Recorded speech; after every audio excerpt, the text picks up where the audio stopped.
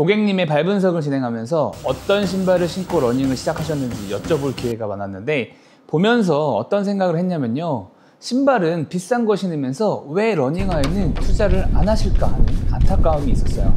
러닝은 걷는 것도 아니고 오래도록 달리기 때문에 나에게 맞는 러닝화를 찾는 게 매우 중요합니다. 특히 과체중 러너이시거나 발목이나 무릎이 약하신 분이라면 적당한 쿠션과 발을 잘 지지해주는 안정감 있는 러닝화를 추천드려요. 저도 압니다. 말이 쉽지 브랜드도 많고 모델도 너무 다양해서 내 발에 맞는 게 어떤 건지 알기는 쉽지가 않죠. 그래서 오늘은 제가 접지력과 내구성이 좋기로 소문난 푸마 러닝화를 주제로 여러분의 상황과 발 모양에 맞는 러닝화를 추천하고, 이해하기 쉽게 쉬운 용어와 함께 착화감 위주로의 설명을 준비했으니까요, 오늘의 영상을 꼭 끝까지 시청해 주시기 바랍니다. 먼저 이제 막 달리기를 시작하신 분이라면 집중해 주시기 바랍니다. 입문용 러닝화로 추천하는 모델은 바로 포에버런과 벨로시티 3입니다. 먼저 가장 안정적인 푸마 러닝화 하면 포에버런 2를 기억하시면 되겠습니다. 흔히 안정화라는 표현을 많이 쓰는데요, 안정화라는 건 달리다 보면 자꾸 이렇게 안쪽으로 꺾이는 느낌이 들거나 아치가 낮아서 안쪽으로 이렇게 무너져 있는 경우 가회내가 발생하기 쉬운데, 이는 발목이나 무릎 통증의 원인이 될 수가 있습니다. 그래서 덜 꺾이도록 설계한 러닝화라고 생각하시면 되겠습니다.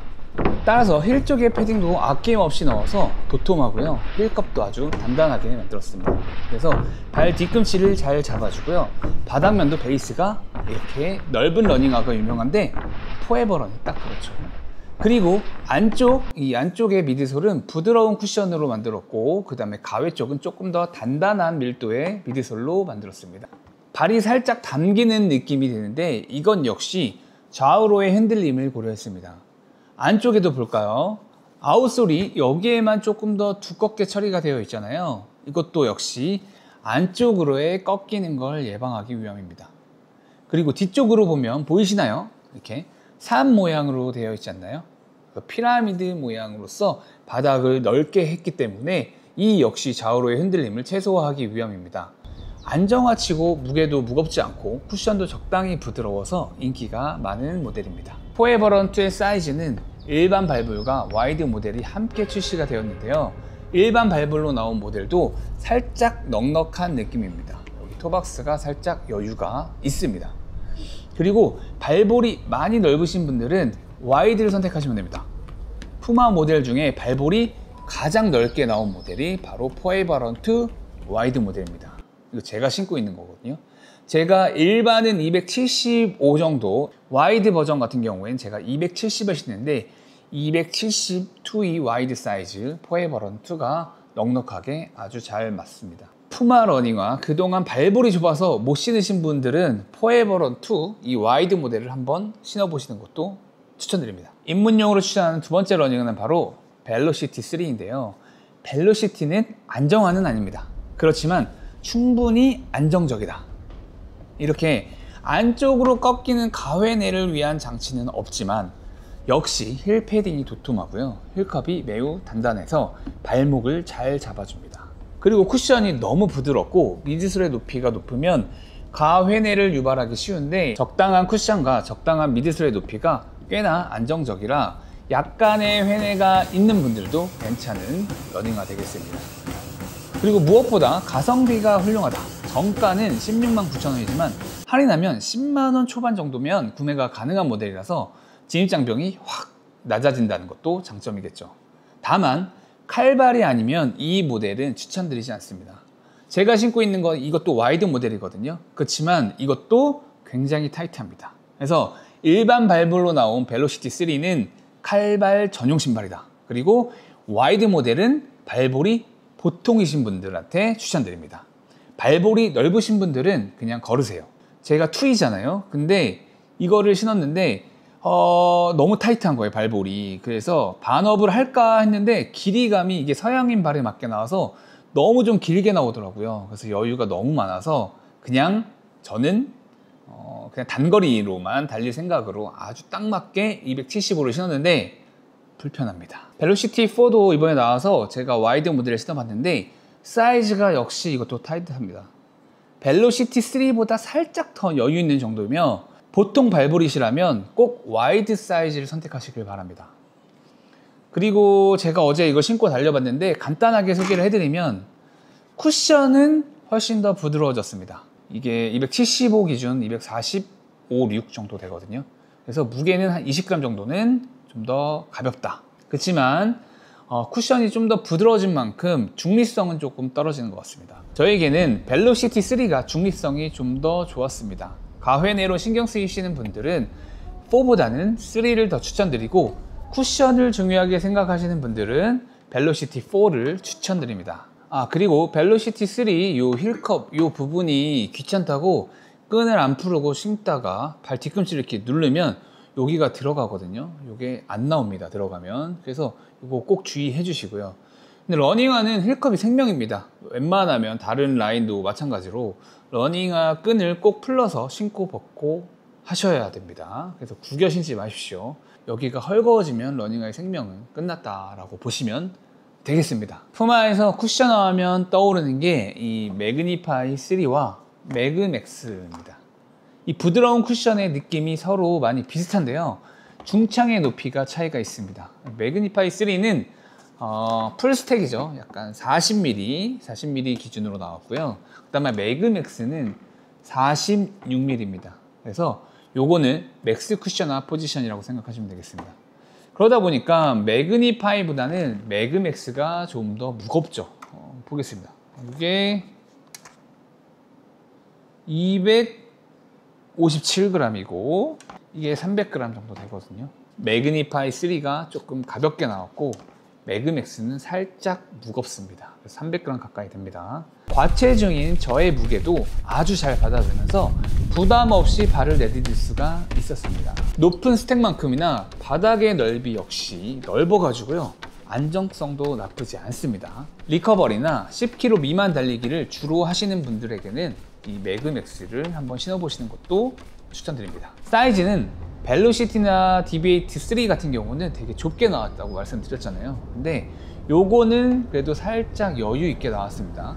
포에버런이나 매그니파이 정도는 아니지만 발볼이 있으시다면 약간 반업 정도 신어주시면 잘 맞을 것 같습니다. 제가 러닝화 일반 발볼 기준 275, 그리고 트위 기준으로는 270인데 요거 매그맥스는 275 신었으니까 잘 맞았습니다. 발볼이 살짝 있으신 분들한테는 꼭 반업을 추천드립니다. 그리고 매그니파이 3는 쉽게 말하면 뉴발란스의 1080, 그리고 아식스의 젤린버스, 그 다음에 나이키의 보메로라고 생각하시면 되겠습니다.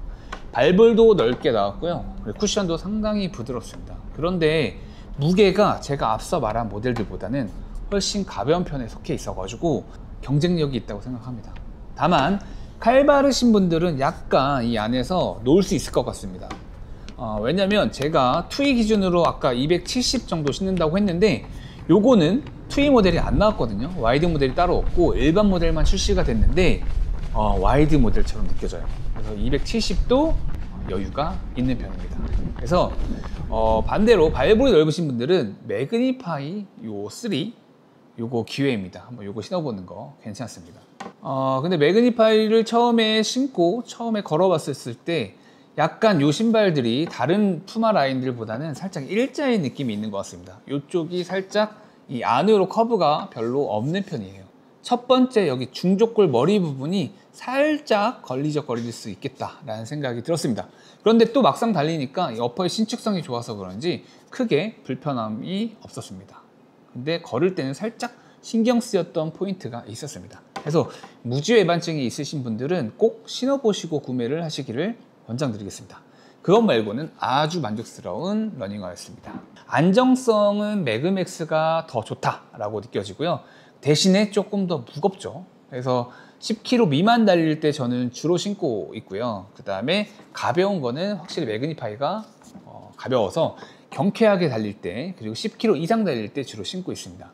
발볼은 요건 투이 정도라고 생각하시면 되고, 요거는 그냥 아식스, 그냥 일반 발볼 정도라고 생각을 하시면 될 것 같습니다. 다음은 슈퍼트레이너 DB83입니다. 요게 카본하지만 훈련용으로 나왔기 때문에 내구성도 굉장히 좋고요, 레이싱화보다도 훨씬 안정성도 뛰어납니다. 그 이유는 이렇게 힐컵이 단단하고요, 여기 패딩도 적당히 잘 들어가 있습니다. 그리고 엎어도 발을 아주 잘 지지해주고 있습니다. 그리고 바닥을 보면 이 아웃솔 두께가 이렇게나 두껍습니다.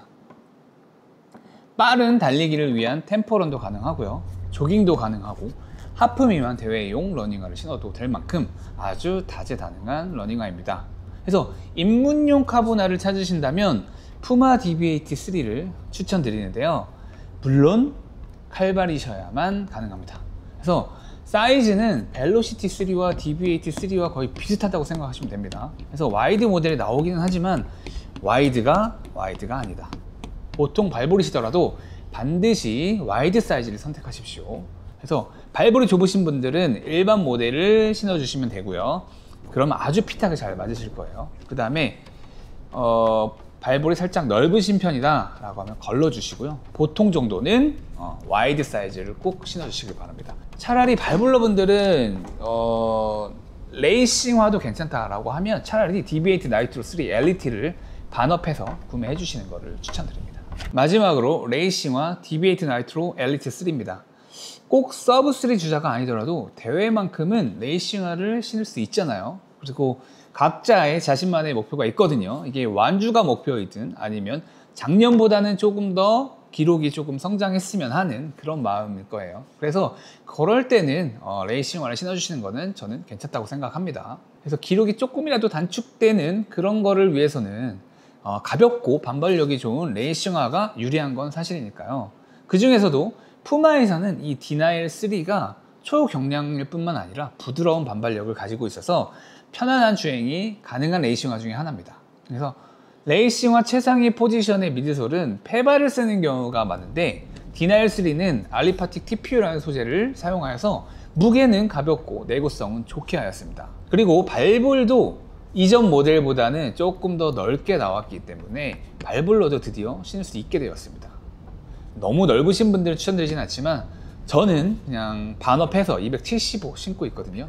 근데 딱 좋습니다. 그리고 인상적이었던 거는 오래 달려도 미드솔이 꺼지지가 않더라고요. 레이싱화 치고는 여기 미드솔의 내구성도 괜찮고 아웃솔도 두껍게 잘 빠져가지고 평상시 기분이 좀 꿀꿀하거나 조금 빠른 달리기 하고 싶을 때 데일리 런에서도 가끔 사용하는 러닝화입니다. 다만 기록 단축에 포커스가 많이 맞춰져 있는 만큼 무게를 가볍게 했어요. 그래서 다른 라인들에 비해서 안정성은 많이 떨어지는 편입니다. 힐컵도 이렇게 엄청 말랑말랑하고요. 베이스도 워낙 좁게 나왔기 때문에 평상시에는 데일리 트레이너로 충분히 훈련을 하시고 포인트 훈련이나 대회 당일에만 신는 것을 권장드립니다. 이렇게 푸마 라인업에 대해서 모두 설명을 드렸는데요. 자세한 스펙 정보까지 이야기하면 영상이 너무 지루해지고 기루해질 것 같아서 생략했습니다. 더보기란에 자세한 내용은 적어둘 테니까 한번 확인해 보시기 바랍니다. 제가 러닝을 시작했을 때만 해도 제가 살고 있는 곳 근방에는 발 사이즈를 정확하게 체크해 주는 곳이 많이 없어서 답답했던 기억이 있습니다. 직접 신어보고 실패를 반복하며 우여곡절도 많았고 그 과정에서 많은 비용도 들었습니다. 저처럼 많은 러너분들이 이런 혼란을 겪지 않길 바라는 마음으로 발 분석 서비스도 시작하게 된 것이었습니다. 그래서 고객님들의 피드백과 데이터를 통해서 여러분들의 발에 딱 맞는 러닝화를 찾아드릴 수 있도록 앞으로도 더욱더 노력하겠습니다. 감사합니다.